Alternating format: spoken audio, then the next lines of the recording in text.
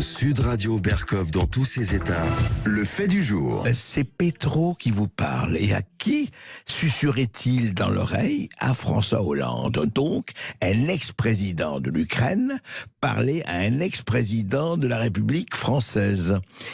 Et en fait, c'était pas du tout Poroshenko. C'était un farceur humoriste russe qui a l'habitude justement de faire ça, se faisant passer pour un ministre, pour un économiste. Il a piégé comme ça Christine Lagarde et puis d'autres personnalités. Et là, hier, nous avons reproduit l'intégralité dans notre émission de Sud Radio, de Berkov dans tous ses états, l'intégralité pratiquement de la conversation qui n'est pas piquée des hannetons.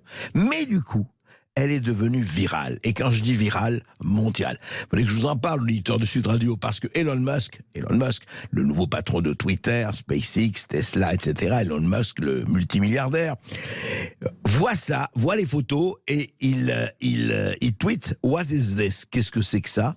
Et l'un des plus grands compte des États-Unis, compte tweet des États-Unis, Kaneoka, lui a envoyé le lien avec quoi? Avec le compte Sud Radio, avec le compte YouTube de Sud Radio. Donc Elon Musk a vu la totalité. Il en est resté comme de ronflant. D'ailleurs, nous aussi, il faut le dire.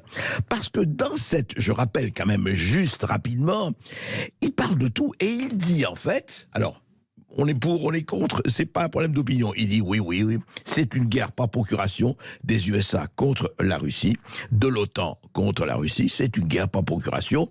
Il dit mais vous n'allez pas réclamer jusqu'au dernier Ukrainien? Ah ben peut-être, on verra, on ne sait pas.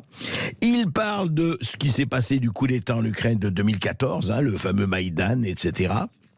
Et il dit effectivement, nous sommes très contents que ça s'est passé comme ça, dit François Hollande. Et puis, il dit oui, absolument, les accords de Minsk, les fameux accords de Minsk. Oui, Angela Merkel a raison, nous avons fait ça aussi, nous avons signé, pas pour amener la paix tout de suite, mais pour que l'armée ukrainienne se reforme, reprenne des forces et que l'Ukraine puisse se défendre. Et très bien, contre, effectivement, les envahisseurs russes.